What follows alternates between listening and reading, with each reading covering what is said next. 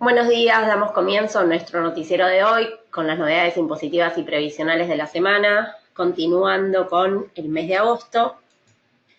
Los temas que tenemos para hoy es la resolución general 4546, la 4547 y la 4548. Todas estas tres resoluciones son las últimas modificaciones que se impuso el gobierno. La Resolución General de Rentas de San Juan, la 1224, la Ley de La Rioja, la 10.186, la Resolución 42 de Córdoba, el Decreto de Corrientes 2021, la Resolución General de Chaco, la 1993, el Decreto 567 del 2019, acá vamos a ver también un poco lo de determinados productos que están valuados a tasa cero, en cuanto al IVA. Y por último, la Resolución General de La Rioja, la número 11 del 2019. Bueno, arrancando ya con el primer tema que vamos a estar tratando, y esto lo terminamos hablando la semana pasada sobre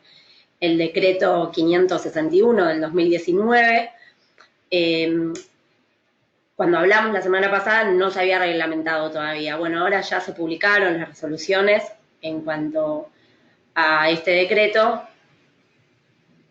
y bueno, ya vamos a tener también mayor claridad para ver esto cómo termina afectando a la renta del trabajo en relación de dependencia. Entonces tenemos primero la resolución general 4546 y la 4547 que vamos a ir haciendo un mix, la vamos a ir viendo juntas.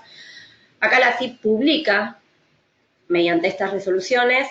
mediante la 4546 sobre todo, implementa la reducción de las retenciones de impuesto a las ganancias para los trabajadores y jubilados y los anticipos que también tienen que ingresar los autónomos para los anticipos que faltan durante este año. En cuanto a los empleados y jubilados, a través de la Resolución General 4546, se actualizó en un 20% la ganancia mínima no imponible y la deducción especial de impuesto a las ganancias, y ya fueron publicadas también las nuevas tablas desde el mes de septiembre al mes de diciembre. O sea, se incrementa en un 20%. Y por otro lado nos dicen que las diferencias que puedan generarse a favor de los contribuyentes, o sea, de los empleados, de los sujetos pasibles de retención, se van a estar reintegrando en dos cuotas iguales en los meses de septiembre y octubre de este año. El importe reintegrado va a tener que ser exteriorizado, sí o sí, en los recibos de haberes, bajo el concepto de beneficio decreto 561/2019. Esto quiere decir que en el caso de que llegara a dar a pagar, bueno, se va a exteriorizar en forma discriminada. Por un lado, la retención de impuesto a las ganancias y por el otro lado, la devolución por este beneficio del decreto 561. En cuanto a la resolución general 4547, lo que hace es disponer la reducción del 50% de los anticipos de impuesto a las ganancias que van a tener que pagar las personas humanas, incluidas los trabajadores autónomos y sucesiones indivisas, para los anticipos que restan en el año, o sea, para octubre y diciembre. Es decir, que el segundo y tercer anticipo de impuesto a las ganancias van a tener que ingresar, en vez del 20%, un 10%. Es decir, se va a tener que el impuesto determinado, se va a tener que calcular como el anticipo, por esos dos anticipos, un 10%. Algo que me parece importante aclarar es que esta medida es meramente financiero, porque al reducirse a la mitad del ingreso los anticipos, que van a estar venciendo en octubre y en diciembre, es muy probable que el saldo de la declaración jurada, cuando yo esté presentando el año que viene la declaración jurada por el periodo fiscal 2019,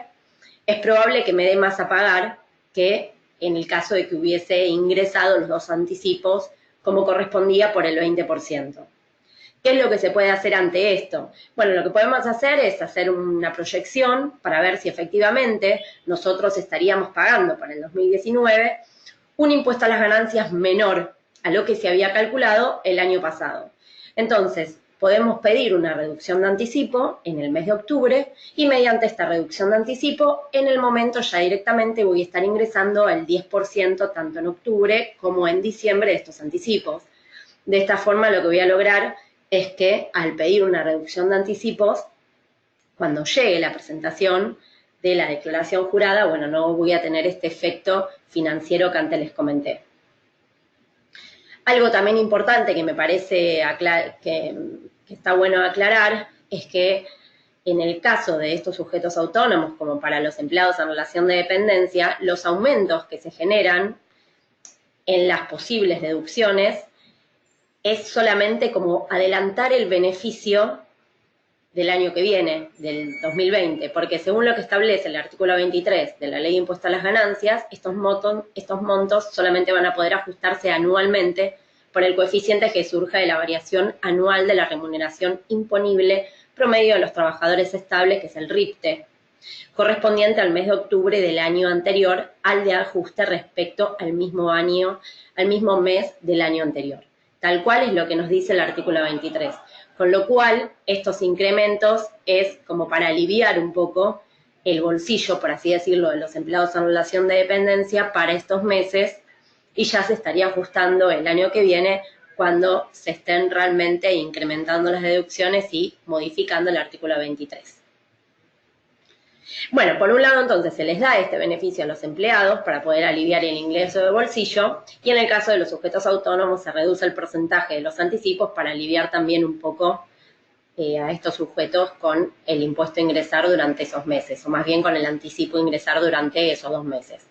Ahora, en el caso de los empleados en relación de dependencia, como son ingresos de cuarta categoría, siempre estos ingresos se van a estar registrando por lo percibido, tanto los ingresos como los gastos. Entonces acá es donde va a pasar que para aquellos empleados que el sueldo de agosto, devengado durante agosto, se esté cobrando los primeros días de septiembre, bueno, para aquellos empleados van a tener el beneficio del incremento del 20% de las deducciones, y por supuesto también en septiembre se va a pagar la primer cuota del reintegro de corresponder, obviamente, sobre lo retenido de más desde enero a agosto. Ahora bien, para aquellos que hayan trabajado durante el mes de agosto, durante el mes de agosto devengado, y estén cobrando los últimos días de agosto, bueno, todavía para este mes no le va a estar corriendo el beneficio, justamente por esto que hablábamos, que era sobre lo percibido. Entonces, recién cuando cobren el sueldo del mes de septiembre, es decir, el sueldo devengado en el mes de septiembre y cobrado en los últimos días de septiembre, recién ahí van a utilizar las nuevas escalas y van a notar el incremento del 20%, y también recién ahí se va a estar reintegrando la primer cuota de estas retenciones efectuadas de más, ¿no? Es un tema no menor, porque por ahí se espera recibir ahora y cobramos a fin de agosto. Bueno, esto se pasa para el mes que viene, justamente por esto de lo percibido.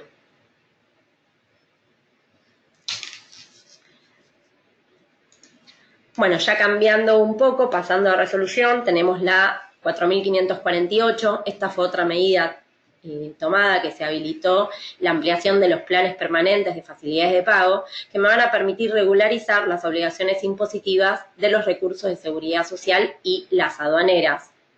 Entonces, así lo que se establece en la resolución es que hasta el 31 de diciembre de este año no se va a tener en cuenta el CIPER para acceder al régimen de facilidades de pago permanente, y se va a ampliar de 6 a 10 la cantidad máxima de planes vigentes a la que puedan acceder las pymes.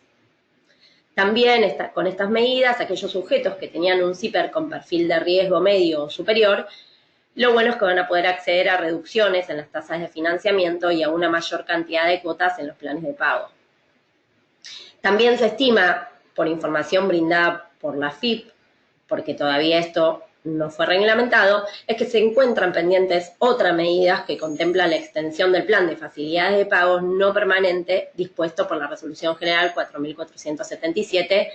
en hasta 120 cuotas mensuales. Por lo tanto, las micro, medianas y pequeñas empresas van a poder financiar sus deudas previas y corrientes con la FIP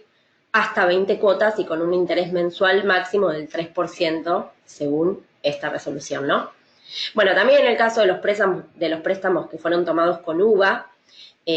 también habrá hasta 20 cuotas, aunque para deudas hasta 41.000 pesos, el interés máximo dice que será del 4% mensual, y para pasivos mayores a 41.000 pesos, el interés será del 7%. Para el resto de los contribuyentes en zona de emergencia o desastre, la refinanciación va a poder alcanzar hasta las 48 cuotas. Pasando ya de tema, se publica la Resolución de Rentas de San Juan, la 1224, donde se establece que los agentes de percepción del impuesto sobre los ingresos brutos, cuando se utilice la factura de crédito electrónica MIPYMES, van a tener que consignar en el comprobante que emitan y en forma discriminada el importe de la percepción respectiva, en la que también se le va a sumar el monto a pagar correspondiente a la operación que lo haya originado. También los agentes de retención de este impuesto, cuando aceptan de manera explícita una de estas facturas, van a tener que determinar la retención que corresponde aplicando la alícuota que esté vigente para la operación, la que no va a poder exceder al 4%. Y en caso de que la aceptación de esta factura se realice de manera tácita, la retención se va a tener que practicar en el momento del pago, aplicando la alícuota vigente, como dijimos antes, no pudiendo superar el 4%. Recordando un poco lo que ya habíamos hablado sobre factura de crédito electrónica, es que la Secretaría de Simplificación Productiva del Ministerio de Producción y Trabajo, mediante la Resolución 17 del 2019, dispuso un cronograma de implementación del régimen de factura de crédito electrónica MIPYMES, donde establecen distintos montos a partir de los cuales resulta obligatoria la utilización de esta factura de crédito electrónica en función de la actividad de la empresa grande a la cual se esté facturando. Por ejemplo, en el mes de agosto, para este mes, estarían incluidas para las actividades más grandes como industria, manufacturera, comercio al por mayor y menor, intermediación financiera, seguros, etc. El monto que fue aludido es de 1 millón de pesos. Y a partir del 1 de septiembre, el mismo desciende directamente a 100.000. Y también el cronograma finaliza estableciendo que a partir del 1 de diciembre el monto de 100.000 ya resultaría aplicable para todas las actividades. Con lo cual, todas las empresas pequeñas o medianas que estén trabajando con empresas grandes ya para fin de año quedarían contemplados dentro de lo que es la factura de crédito electrónica. Luego tenemos la Ley de La Rioja, la 10.186, que es sobre el régimen de facilidades de pago para obligaciones tributarias que hayan vencido el 31 de mayo. Esta ley establece un régimen de regularización de obligaciones tributarias al que van a poder acogerse los contribuyentes o responsables del pago de tributos provinciales, recargos, multas e intereses adeudados, vencidos y exigibles, como dijimos, al 31 de mayo, provenientes de impuestos sobre los ingresos brutos, inmobiliario, a los automotores y acoplados y de sellos, entre otros. También se van a poder incluir en este plan las obligaciones y accesorios de los sujetos concursados por los montos incluidos en el acuerdo preventivo homologado judicialmente, según lo disponga la Dirección General de Ingresos Provinciales. Al respecto, las deudas van a poder ser canceladas al contado mediante un plan de pagos en un máximo de 36 cuotas iguales, mensuales y consecutivas, y acá el interés de financiación será del 1% mensual. Y por último, también se destaca que el plazo para poder acogerse a este régimen va a ser hasta el 31 de octubre de este año. Luego tenemos la resolución 42, donde se eliminan agentes de retención, percepción y recaudación del impuesto a los sellos.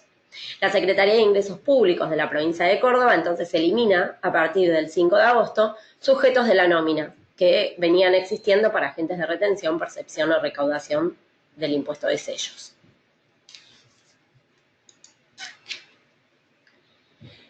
Después también se publicó el decreto de Corrientes, el 2021, donde se establece que los ingresos en el marco del proyecto Corrientes Exporta Arroz, provenientes de compra de insumos, contratos de compra-venta de insumos, actividades de financiación que sean inherentes a la exportación arrocera y sobre líneas de créditos otorgados por el Fondo de Desarrollo, Garantía y Sustentabilidad y anticíclicos de la provincia de Corrientes o por fideicomisos a crearse para el sostenimiento de la actividad,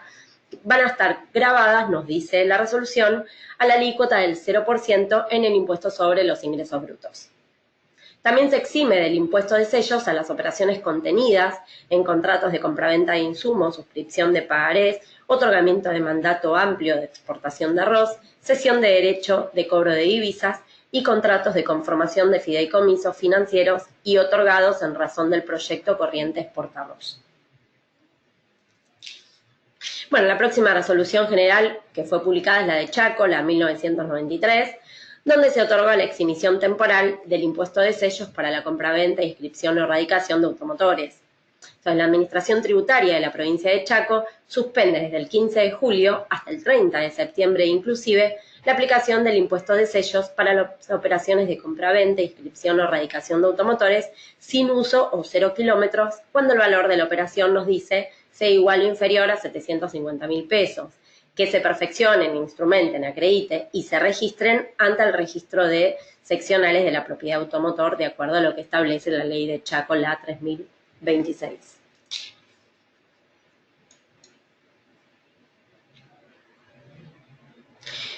Otra de las medidas que fueron tomadas por parte del gobierno y que surge del decreto 561 del 2019 fue reducir temporalmente a 0 la alícuota aplicable para las ventas a consumidor final de determinados productos de la canasta básica. Es decir, hasta el 31 de diciembre las operaciones realizadas a consumidores finales de los productos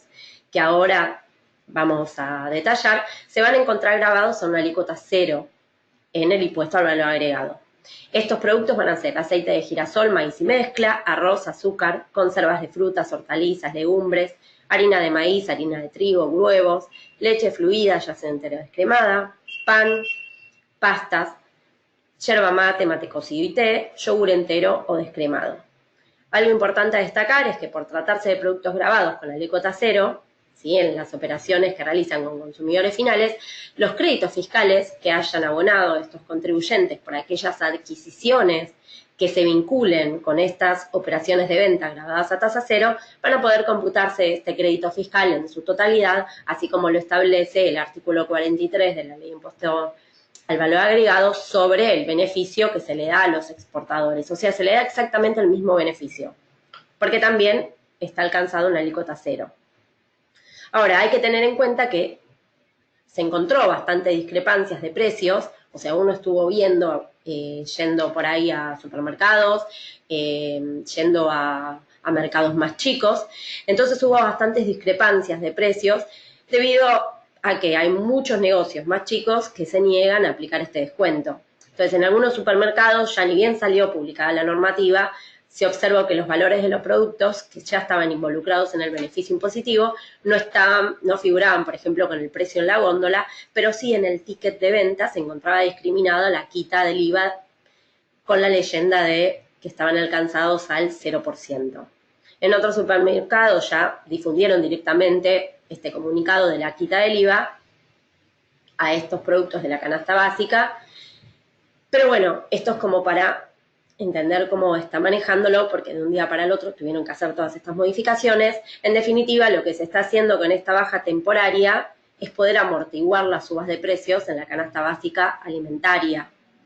En definitiva, el impacto que va a tener es que no se va a notar tanto la baja, sino que lo que se va a pagar es menos impuestos sobre los precios que ya fueron aumentados.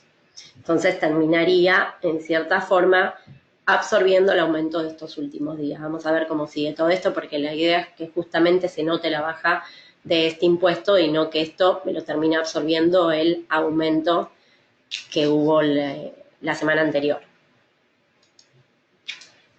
Bueno, y por último se publicó la Resolución General de La Rioja, la número 11, donde esta resolución reglamenta el régimen de regularización de obligaciones tributarias al que van a poder acogerse los contribuyentes o responsables del pago de los tributos provinciales, recargos, multas e intereses adeudados, vencidos y exigibles al 31 de mayo, que provengan del impuesto sobre los ingresos brutos inmobiliarios, automotores y acoplados, sellos, etc. Entonces dice que se van a poder estar incluyendo las deudas que sean por impuestos sobre los ingresos brutos hasta la posición de abril del 2019 inclusive, impuestos de sello por todos los actos celebrados e instrumentados hasta el 9 de mayo, inclusive, obligaciones y accesorias de sujetos concursados por los montos incluidos en el acuerdo preventivo homologado judicialmente. Y por último, bueno, se destaca que se encuentran excluidos los agentes de retención, percepción o recaudación bancaria por sus obligaciones como tales y los contribuyentes declarados en quiebra, respecto de los cuales no se haya dispuesto la continuidad de la explotación. Bueno, muy bien, hasta acá llegamos con todas las novedades de esta semana y como siempre nos vamos a volver a encontrar la semana que viene. Muchas gracias.